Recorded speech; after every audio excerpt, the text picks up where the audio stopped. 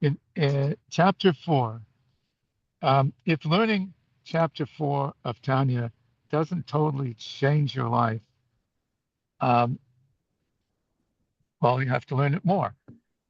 You could get through chapter 1 and 2, yeah, even chapter 3, and okay, it's nice ideas and so on, but chapter 4 is the Alter Rebbe's mitzvah manifesto, and it totally changes not just your concept of what it means to do a mitzvah, but just what living and breathing is all about.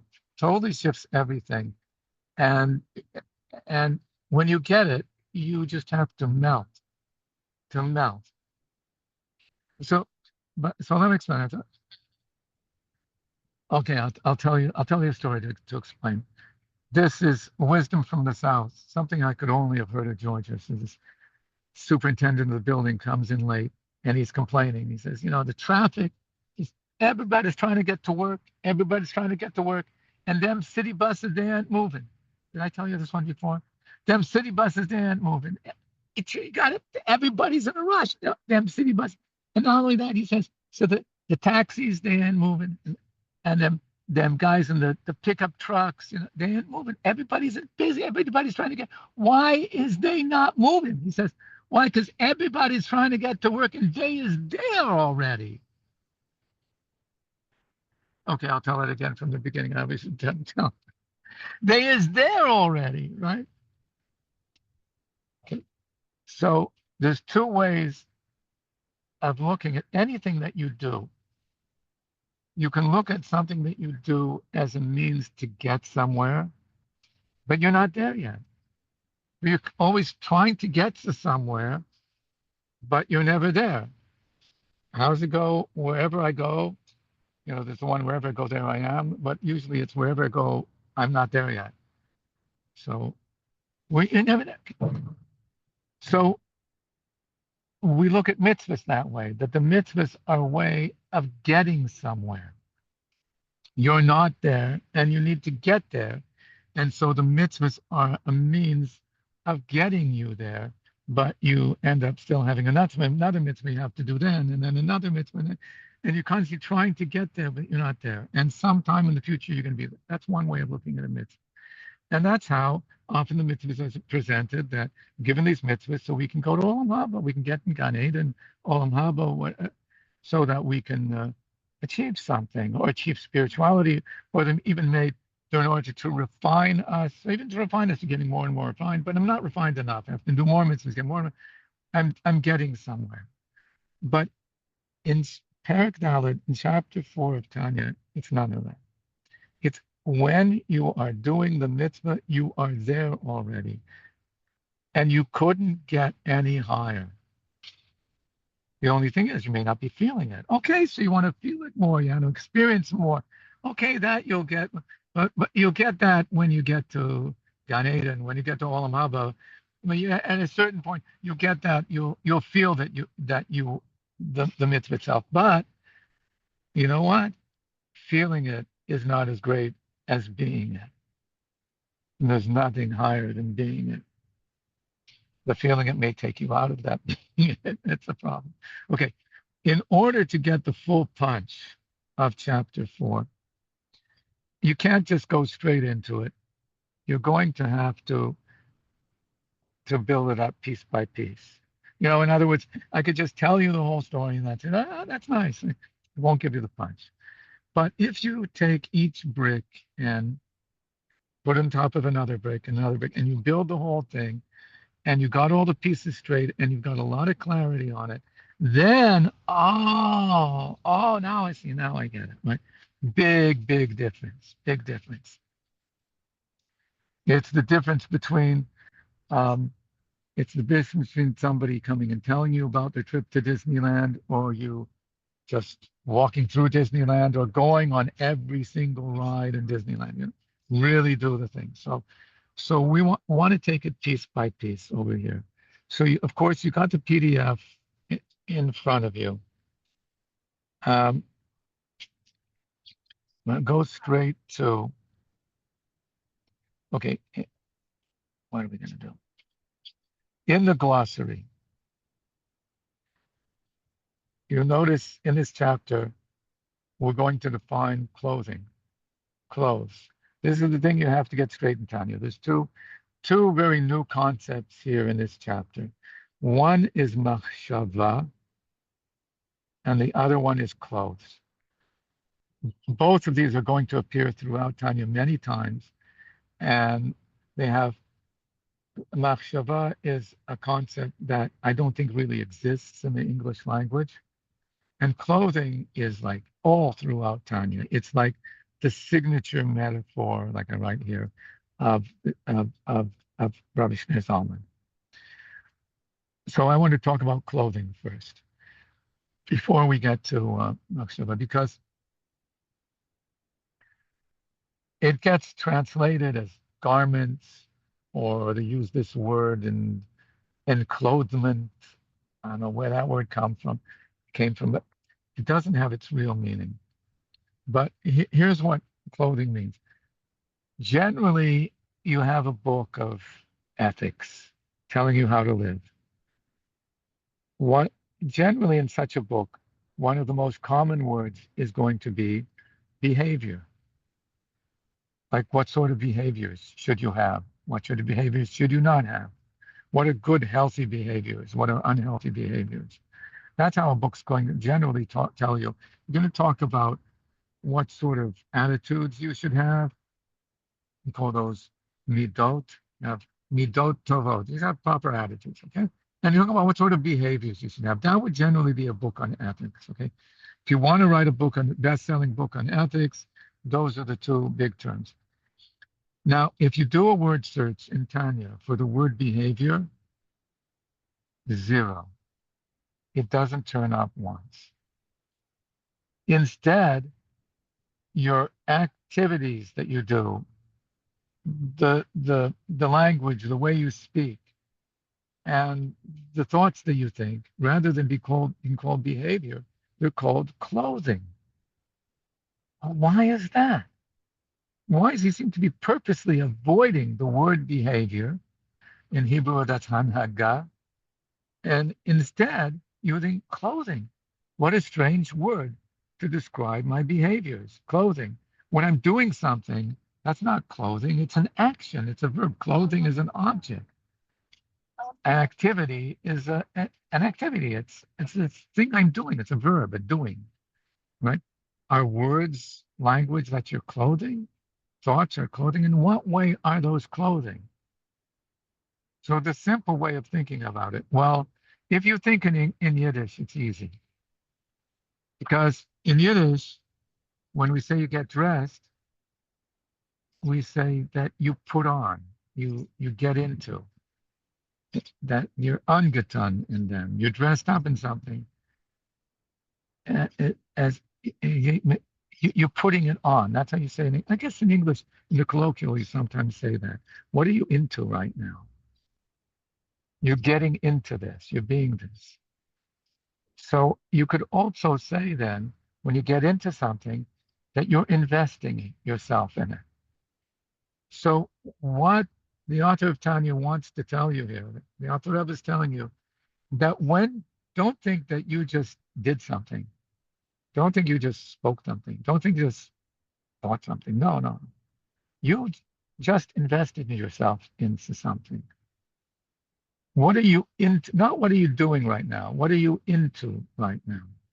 Whatever you are doing, you are investing yourself into that. You are becoming that in a certain way. A human being can't think, speak, even take an action without changing, becoming something different. Some people have this thing that they after touching something, they can't get rid of the feeling. You ever heard of this? They can't get rid of the feeling of it until they touch something else, or wash their hands or something. It's an obsession some people have, but maybe it hasn't. Maybe it should be studied some more, because There's lots of talk about people who say if they touch a piece of wood, that feeling of the wood is in their hand until they touch something else. Um, you just say, watched a TV, an ad, you saw an ad somewhere, and that ad is still there in your mind. It won't let go of you. You heard some word, you heard something about something, it won't let go of you. So this is the human being. Whatever we do, we invest ourselves in that. You know, when Adam was put in the Garden of Eden, he was told, there's one rule here in the Garden of Eden, not like in your apartment building where there's 50 rules. There's just one rule. There's lots of trees, you can eat from all of them. Lots of vegetables, you can eat any of them. What one tree, don't eat from there. Okay, because you'll die, so don't eat it. And the snake comes along and says, "Not going to die." You know why he doesn't want to eat from you to eat from that? Because then you will be like God to know good and evil. He ate from it, the tree, and God says, now man has become like one of us to know good and evil. So did the snake lie? Snake didn't lie. Snake was telling the truth, to know good and evil. And God says he's like one of us. What's one of us? Means that God knows good and evil. The angels know good and evil.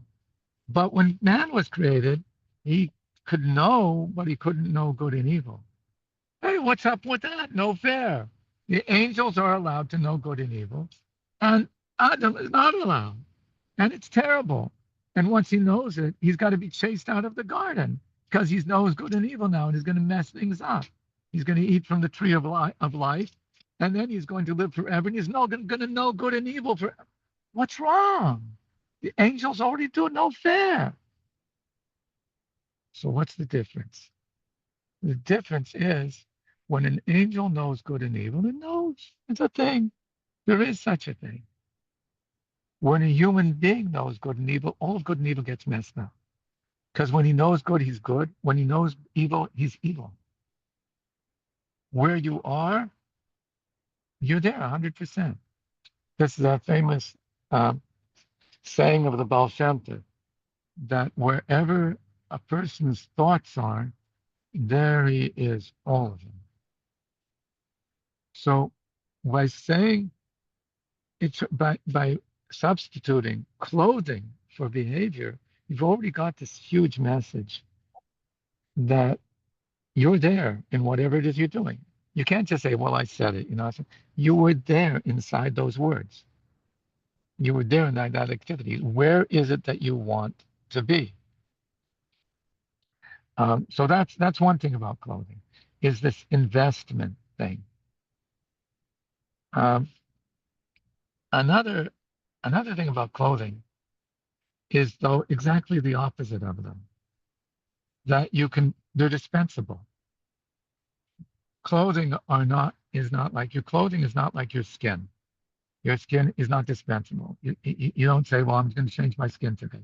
But you can decide, okay, I'm tired of wearing a suit. I want a t-shirt and jeans. Okay, you can just change just like that.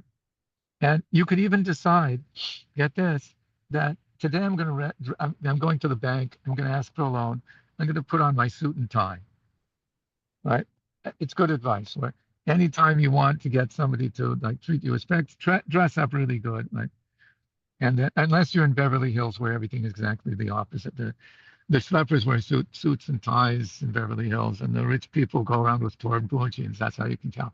But otherwise, right, you need to impress somebody. You got to wear a really newly pressed suit, okay? And you know what? You can be the wealthiest man in the world and wear torn up sneakers and blue jeans. And you can be the poorest man in the world and get dressed in the nicest, best suit, just like that. Okay? So the same thing occurs with your behaviors. You can't suddenly change who you are, just like you can't suddenly become the richest man in the world. because if you did, you'd probably spend it very fast and become a poorest. Okay, so you can't change that, but you can dress up that way. The same thing when it comes to mitzvahs. You can't immediately change how you feel about things. You can't all of a sudden have better attitudes. Like, don't have that attitude. Well, that's my attitude to life. That's how I feel about things. It's going to take me a long time to change. In some things, you just can't. You just can't. That's the type of person you are. But your clothing, you can change just like that. What are you thinking about? What words are you saying? What things are you doing? You can always immediately change that. There's no delay. In one instant, you can decide, instead of thinking these schmutzidige words and saying schmutzidige, I'm going to think beautiful things. Just like that. Just like that. Instead of doing something that's harmful, I'm going to do it just like that. Okay? So clothing is dispensable in the sense that you can switch whatever you want, just like that. You can decide, I'm not going to do this. I'm not going to do that. I feel like doing it. That I can't change. You feel like it? It's not. Okay, it'll take time not to feel like that, but you don't have to do it. The clothing you can change. Okay. So one thing was that this investment thing is very, very crucial. The other thing is it being dispensable. Now, another thing about clothing, and this is important in understanding Tanya, another word we could use for clothing is interface. When the interface is, you're looking at an interface right now, right? I got all these faces in front of me, but they're not really faces, they're interfaces. My device is providing for me an interface between me and you. I can interface with you this way. Sometimes I want to interface with the computer itself. I want it to solve a problem for me. It provides me an interface. I can talk to it. I can type things in. I can press buttons and so on. That's not really what's going on inside. It's just an artificial thing that's been made so that I can interface with it. So the soul also needs an interface with the world. How am I going to interface with the world? With my computer, I interface with buttons and files and folders and a keyboard, a mouse, touch screen, my voice. I have those ways of interface. Interface with the world are principally three interfaces. You interface by doing things, manipulating the world around you. That's a haptic interface. You interface with other people and sometimes with things by speaking. That's your interface with other people.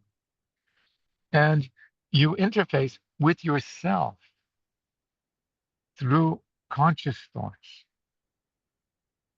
Conscious thoughts are your inner interface, which you need to do before having an outer interface. And we're going to get to that in a minute. That fascinating inner interface of machshava. Okay. But think about it. Think about these things as being your interface with the rest of the world. And the human being, okay, animals also interface with the world because they manipulate it, not to the degree that human beings do, but to a certain degree. But human beings are really tied to their clothing because we're tied to interfacing with the world. And a lot of that has to do with that we have language. Language is an amazing interface we have with each other, right? And even with the world around us.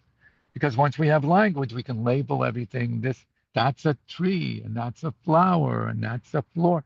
Now I have an interface to deal with the world. So that's why language is an amazing tool for interface. Okay. Now, what about this interface I was saying with yourself? To interface with yourself. That's called machshava. Machshava is not, we translate it as thinking. It's not intelligence. So we say thinking. Thinking can mean two very different things. Machshava is when your thinking has language. It has clothing. And with this clothing, it can do amazing things that it can't without. So how many, I don't think I can do polls on Zoom, but you can do a thumbs up for me. There's a thumbs up feature here. How many of you have chatter in your brain? Put a thumbs up if you have chatter in your brain. You hear chattering, like a lot of talk going on and on in your brain. Oh, I see one admitted. So 2, 3 admitted, 7. And the rest of you, like once in a while, do you hear thoughts speaking in your brain? Do you feel that? Yeah, you have that. How many have never experienced in their life? I mean, don't know what I'm talking about when I'm talking about hearing words spoken in your mind. Nobody's saying yes. I did a poll once of 260 something people, and about 5-6% were totally clueless. No clue what I'm talking about. And it turned out that over 50% said that they heard words speaking in their brain either all the time or often. And some said, once in a while. About 5-6% said, I don't know what you're talking about, Rabbi Freeman. You. So I asked the question to a neuroscientist. I said, do all people hear voices in their brain? Or I'm like, who doesn't hear? I can't imagine. How can you think without hearing words in your mind? And he said, well, he happened to be the director of the mindfulness lab at Google for 5 years. He had just left the job, but he's fed up with it. So he told me, I met software engineers who came to the lab and they were totally unaware of their own thoughts. They could not hear their thoughts. And I taught them to hear their thoughts and they became better software engineers. I said, how did you do it? He says, it's very simple. You tell them first, I want you to count your breathing. So breathe in, 5, breathe out, 5, whatever. And then I told them, okay, now just don't count the breathing. Don't just listen to your breathing and see how long you breathe in, how long you breathe out. Okay. And then he said, okay, now stop counting your breathing. Just listen to yourself counting the breathing. Oh, that's what you mean. Yeah, of course, sure. I heard that.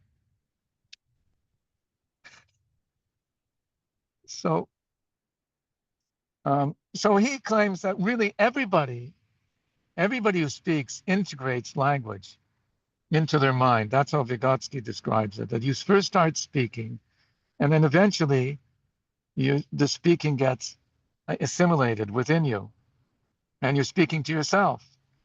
And then most of your language is to yourself. It's just that some people are totally unaware of their own thoughts. Just like most people don't feel their heartbeat, like your pulse, every cell in your body is pulsating with your heartbeat. And you claim you don't hear it? Yeah, because it's happening all the time. So that's really what's happening. But he said that they became better at thinking when they were able to hear their thoughts. And you have to always be aware of your thoughts, always. Because, like the Baal Shem Tov said, where your thoughts are, that's where you are. Your thoughts are your interface to tell you what's going on inside you. Right? Just like you have a display on your device that's telling you what this device is doing right now. It's monitoring your device, right? Your thoughts are this amazing thing that a human being has, that we're able to monitor what's going on inside us, to be self-reflective. It's like a rear view mirror, but it's not rear view, it's a mirror into yourself. And then you look at those thoughts and say, oh, something's happening inside me. What is it? What's going on? Okay, not that the thoughts are you. You could make that mistake. Say, my thoughts, that's me. No. You call that me, but it's not really you. It's just this muddy interface to let you know. And you see all thup. Well, I know when I'm under a lot of pressure and there's a lot of anxiety, I start having visions of Third World War and bombs and Nazis and all those things. I got to take a break. I got to take a break. Or if you have other types of thoughts, I might be telling you have to stop and think into it. We're just closing up the curtain now. I got to get out of here as well. Yeah. Okay. Okay, I'll go find somewhere else to continue. I'm just giving a class. So sorry about that. Sure, that's okay. They're kicking me out, but I'll continue while I'm talking. So these thoughts that you need to always be aware of, because that's what's happening inside you. What your emotions are feeling. And when you're thinking, you can look at those thoughts and review your thoughts. And rather than having to put pen to paper, fingers to keyboard immediately and type it out, you can look at those thoughts and see them. They're much more manipulable, easier to work with than once you put it down not ink, pixels on the screen. You can do amazing things with it. So this is the amazing interface that we have called machshava. It's very valuable, and the key to all transformation is by being always aware of your machshava and the master over your machshava. You determine which thoughts you want to think about. It's like on your display, you determine which buttons you want to press, which thoughts do you want to entertain, and which do you not want to entertain, and where do you want to take them to. Last time I said that, people said to me, there were two people who said to me, you can't control what you're thinking about. That's ridiculous. How can you control what you're thinking about? If you can't control what you're thinking about, you've lost. You're just not there. You've lost. So that there is no other way. That's what the human being was given in order to be able to make real change. Okay, now I got down clothing and I got down machshava. I just want to try to ensure that what I would communicate is what everybody heard. So is there somebody here who would like to paraphrase for everybody? Rabbi Freeman just went on and on and on, all these words. Is there somebody who can somehow paraphrase for me what it is I just said in succinctly as possible? Is that possible? Anybody?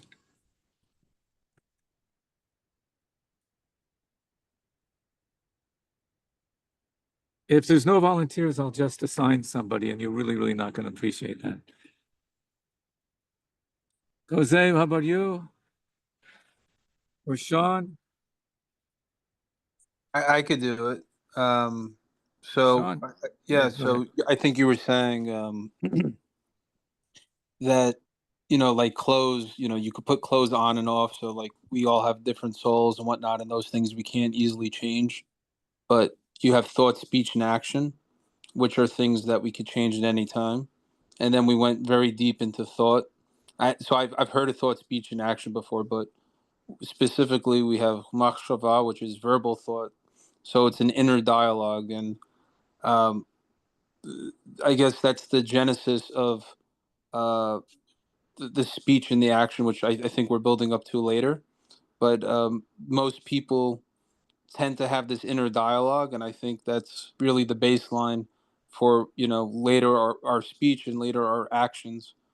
And again, like we have the power to change, just like we change different clothes and have different outfits. If we are thinking something negative, most likely, again, I'm improvising. If our thoughts are negative, most likely we're going to say negative things, and then our actions will be negative.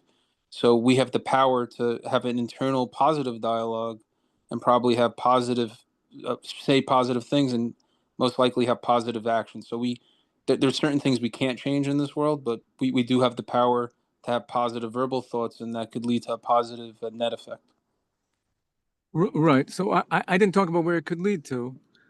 Yeah, eventually it could lead there, but it is a powerful thing that we have, that we're able to be hypocritical. And not hypocritical in the sense that even though I'm not really a nice guy, I'm going to do something nice. I'm going to say nice things.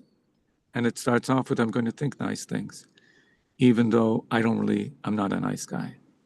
And that's very powerful. That is the key to any sort of transformation, to be able to be inconsistent in that way, which is made possible by the fact that we have this clothing.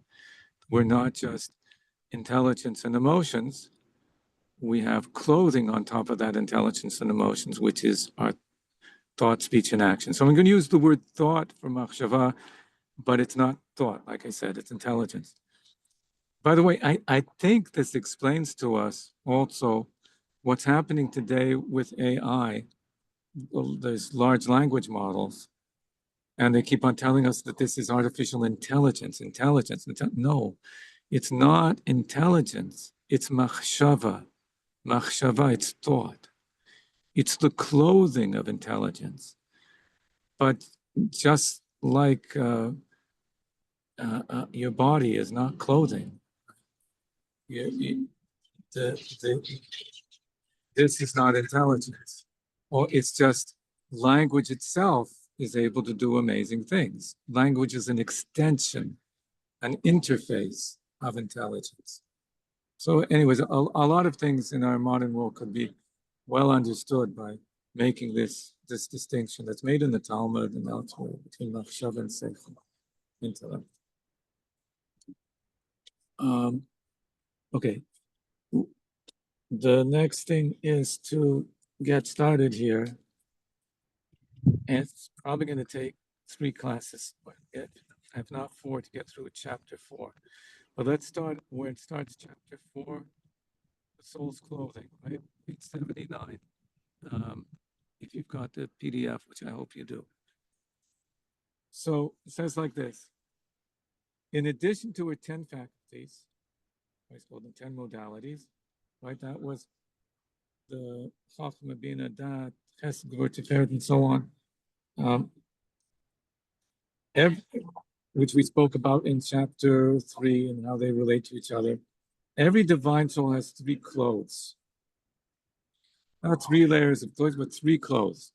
And you could substitute for the word clothes, interfaces.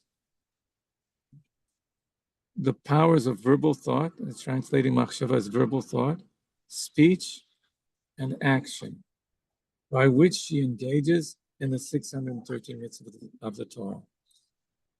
Because she has no other clothing except through the 613 mitzvahs of the Torah. There's nothing else that the nefesh elokis. If the divine soul is speaking, it has something to do with 613 mitzvahs of the Torah somehow. In some way it's related to that. There isn't anything else. Like the divine soul just cannot speak about the football game unless it's somehow a Torah lesson or something like that. It's not its language. It doesn't wear those clothes, right? So some people can wear anything, right? She's very finicky. So she has a certain wardrobe. This is her wardrobe. Other things, that's not her wardrobe. She's a princess. This is her wardrobe, and that's it. We're going to get to, in chapter 6, the animal can wear anything. The animal soul of a person can wear anything. No, the divine soul just has her wardrobe. It has to be out of here, and that's it. So this wardrobe has 2 parts to it. She is speaking, and what it is that she's speaking. She is thinking what it is. 2 things. So this means that like this.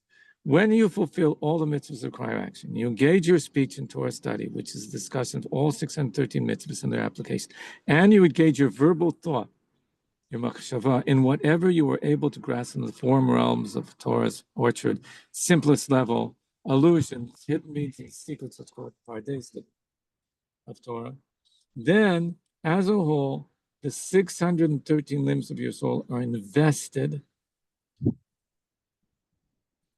mean, the language there is mulubashim, which means clothed, but they put invested within the 613 mitzvahs of the Torah. That's how it works. So when you want your soul to be as invested as possible. So whatever is possible for you to be doing, you're doing.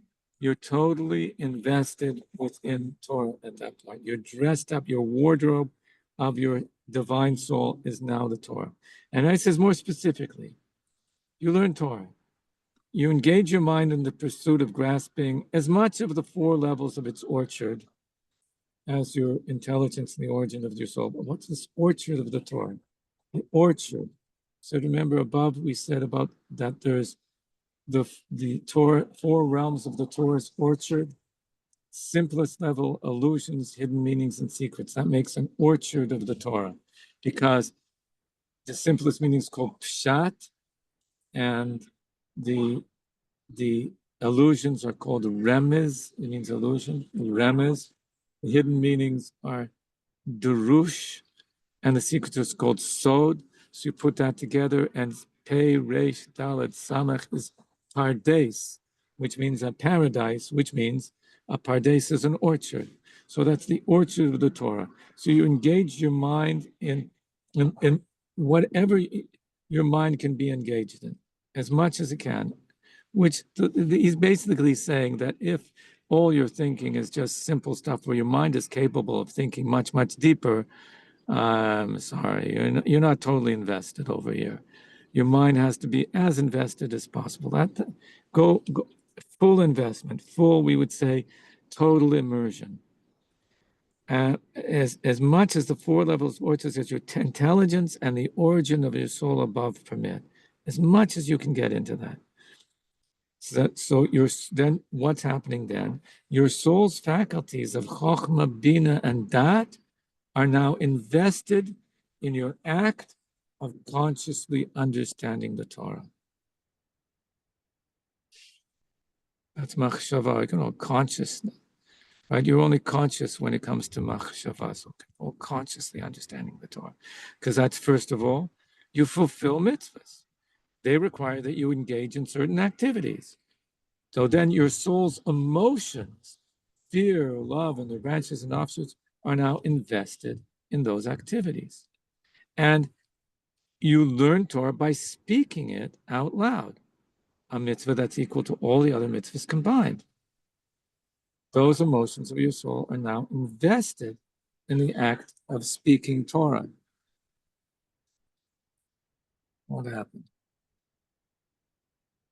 Something says that, what's going on over here? I'm sorry, something happened. It started pulling up a whiteboard. I don't know what's going on over there, but I got back in here. So never know what these devices are going to do to you. Like just like your machshava control all sorts of things in there. So now you've got that you're learning Torah. That's done with your machshava. So now your chokhmah bin medat are invested in understanding Torah. Fulfilling mitzvahs through activity and through speaking, that's for your midot, the chesed, your ava, ve'yira, your love and fear, and also they now have clothing.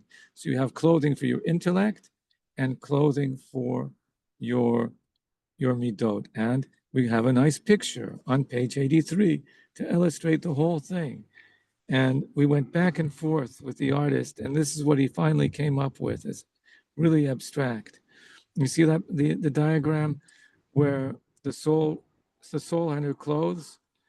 So if you're looking at it, you see how the mind,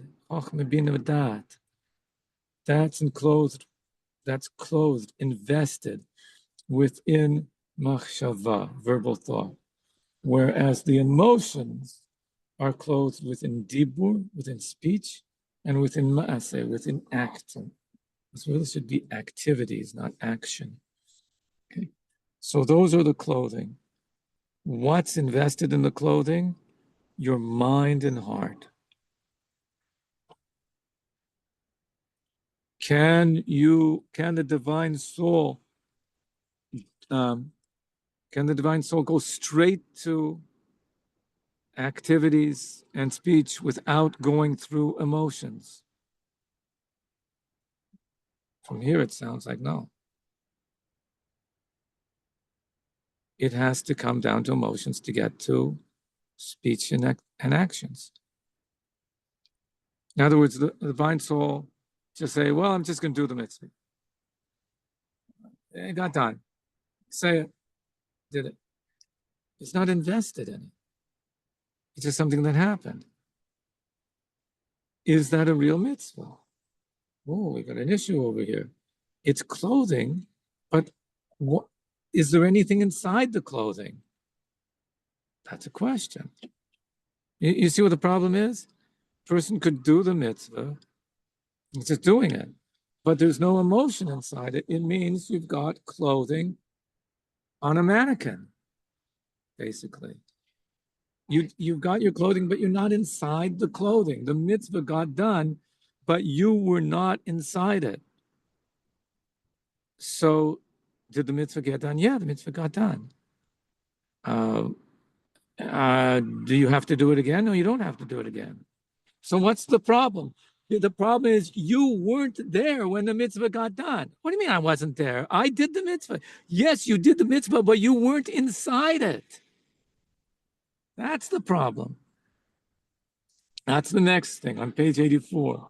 Why do we say that your soul's emotions are invested within those mitzvahs? It says, because love is the origin of all 248 positive mitzvahs. It is from love that they are drawn, and without love, your mitzvahs are missing their authentic fulfillment. Authentic fulfillment means, like I said, they got done, but you didn't do them. But I did them, but you weren't inside them, okay? Why? Because you only genuinely fulfill the mitzvahs when you love God and desire to truly bond with Him. And it's impossible to truly bond with Him by any means other than by fulfilling the 248 positive mitzvahs. By bonding to them, you are bonding to Him, since they are, figuratively speaking, the 248 limbs of the King. Okay, so in other words, like this: can you do something for anybody without ever thinking about that person? Can you say, I bought these flowers for you, dear? And she says to you, I don't believe you. Well, why don't you believe it? I bought them for you. She says, no, I don't believe you. Why? Because when did you have time today to think about me? You never think about me, so it must be that you didn't buy them for me. It's impossible for you to love somebody that you never think about. And not only that, but the love disappears. It's gone. Okay, you see them, I'm there, and no, it doesn't work. Sorry, there has to be some thought. Emotions don't live without thoughts. Emotions without thoughts are like those tulips without daily watering. They shrivel up and die. So you can't have the emotion without the thought, without thinking about it. And the action then is without an emotion. So who were you doing it for? I did the mitzvah because what? Because what? Because God said so. I don't believe you. Why don't you believe me? Because you didn't think about God. When's the last time you thought about God? You know about the rabbi wakes up in the middle of the night screaming. His wife says, what are you screaming about? So I had a nightmare, a terrible nightmare. What was the nightmare? As a Kabi Yochel gestorben, he said. That means that he dreamt that God died. So and it was terrible. It was terrible. There were wars, and people were nasty, and I lost my job because who needs a rabbi? It's terrible, terrible. And the wife says, "Oh, mishugash," like you always say. You only dream about it at night when you think about it at the daytime. He says it's impossible. I haven't thought about him in 40 years. too busy. So if you don't think about God, you have no feeling. Who are you doing the mitzvahs for? Why did you do the mitzvah? Because I did it yesterday. Oh, so you're not serving God, you're serving yesterday. Because it's what my parents taught me to do, so I do it. Okay, so who are you doing it for? Right? So there has to be reason that you're doing it for. You thought about him, and it awakened a deep love, and therefore you're doing it. Fantastic. Now, I'm not saying if you don't feel the love, you should still, you have the clothing. You need to shake out the clothing and keep the clothing is in good shape and make sure you're using. Otherwise, moths get in there. You have the mitzvah got done. But the way it's supposed to be done is that you're doing it because you want to bond to him. He's your God. He belongs to you. You're married to him. And this is how you stay bonded. This is what you do. And it has to happen once in a while. You got to do something to stay bonded, If you're married to somebody, you do things to keep married. You can't say, well, how's it go? How come you never tell me you love me? He says, I told you under the chuppah that I love you. And if I ever change my mind, no, it doesn't work, right? It has to be sustained all the time. So that's what the mitzvah is. It's sustaining the love. So it's an expression of love. So therefore, you have to have, therefore it's clothing to the love. A mitzvah is the clothing, it's the investment that you're putting your love inside. And he says, fear is, on the other hand, the origin of your fulfillment 365 prohibitive mitzvahs. You refrain from doing these things because you dread the very notion of rebelling against God, king over kings, transcends and pervades all that exists. That's one way. You don't want to eat that ham sandwich or that something that's not Chalav Yisrael. Why? Because I'll tell you what. When we were first married, my wife came out for going to the restaurant somewhere, and she's wearing this green outfit. Now, I have no problems with green. Like, I'm from Vancouver. It's like Greenpeace started over here. Green is good. But she looked terrible in green. And so she asked how she looks. I tried to tell her, you don't look so great in green. Okay. So we were just like newly married. Like, she totally broke down. She got rid of that, and she got rid of anything that was green in her entire wardrobe. And for the next 40 years, she never wore anything green until it was just that particular green. But she couldn't get herself to wear anything. For 40 years, she couldn't get herself to wear anything that was green. Right? That's it. Okay. So that's why a Jew doesn't do Averas, because I can't. I just can't. How can I do something you don't like? It says there's a more intimate level of fear where you a sense of shame before his greatness. You can't imagine him doing anything spiteful of his magnificent, all-knowing presence, anything that he considers evil. Why is he considered evil? All those things that are despicable to God, that which he hates. So a certain thing, if he doesn't like it, I can't do it. I just can't. Just can't. So that's how fear is invested in your non-action. It's a strange thing. You've got clothing, which is doing, and clothing, which is not doing. And your not doing is a clothing. And when you think about it, which takes more energy, the doing or the not doing? Anybody who's taught a class with ADHD kids in the class knows the answer. It's so much more draining to not do. And so there's a lot of fear, and I think a lot of love also expressed in your not doing. Because like he says later that this fear really is truly love.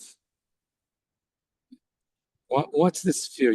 You're afraid of rebelling. Why? We're afraid of it because you don't want to be disconnected. That's really the fear. It's a separation anxiety. I'm dread being separated from you. That's fear, but it's really love. In general, every time he says fear in Tanya, he really means a fear that's a type of love. That's the true fear. It's not the fear of, if I do this, he's going to hit me and it's going to hurt. No. It's a fear of, I can't be separated from him, okay? Which is really love.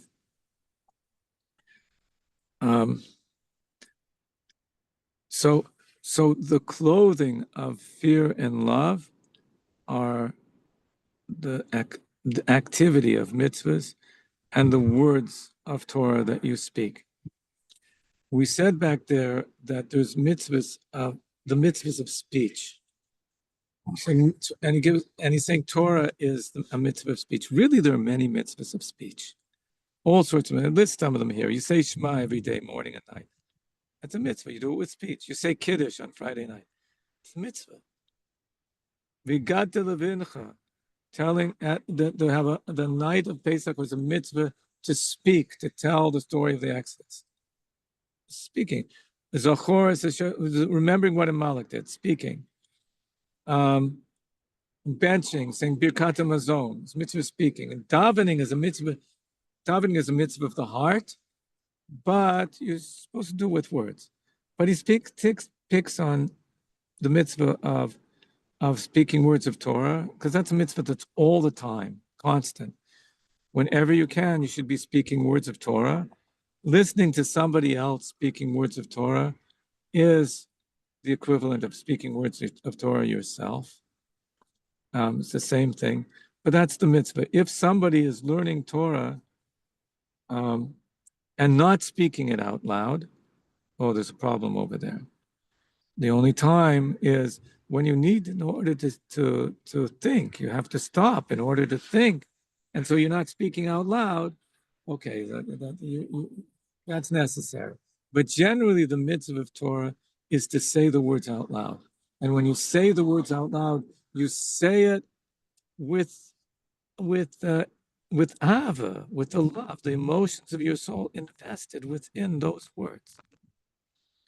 You feel a love for the Torah, which is a love for the giver of the Torah, and that's being expressed in the words that you say it with such enthusiasm. The words come alive when you're learning. So, story of Bruria, the wife of Rabbi Meir, who saw one of her husband's students was sitting and learning quietly. So she gave him a kick in the tuchus. That's what it says. And he said, I was learning. You're kicking me. He says, you weren't learning. You were forgetting. What do you mean forgetting? Yeah, you're forgetting because you're learning quietly. And when you learn quietly, you're going to forget everything you learn. You have to learn out loud. Learning out loud means that your heart is into it. And you're letting your heart be like the words are clothing, and the clothing have something that they are clothing. There's something inside them. You are inside of them. Your emotions are inside of them. You're putting enthusiasm into it. You're putting your love of Hashem into the mitzvah, and therefore they're alive, and therefore they're going to live for a long time. You'll remember them. I think I told you the story of Mer Simcha with Vince and his learning out loud. Right? I told that story, didn't I? Nobody remembers? I probably told it. No, you remember? Mer Vince and the student hid in the closet, and he heard how Rabbi Meir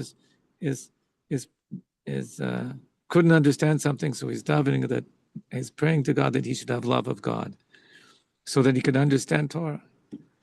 Okay, here it's love of Torah of God, so that when he's speaking the words of Torah, and I remember hearing a bocher from a Yerushalmi bocher learning out loud in like the Yerushalmi style was so beautiful. So you can hear every word beautifully. Okay, so next week we're going to get to the part of being clothed within God. Really, the whole Indian of all kinds of what a mitzvah, how a mitzvah really is an embrace. A beautiful part. And I'll probably be doing that from Vancouver as well by Zoom. If there are any questions, please post them on the chat. I really thrive on questions, especially the ones that I can't answer. And if I pretend to answer, you don't like the answer, so push back on that. And look forward to seeing you all again soon, next week, same place, same time. And in 2 weeks from now, be back there and we can meet physically and interface face to face. Look forward to seeing that as well. Thank you, everybody, for being here. See you on the chat. Bye. Thanks, Rabbi.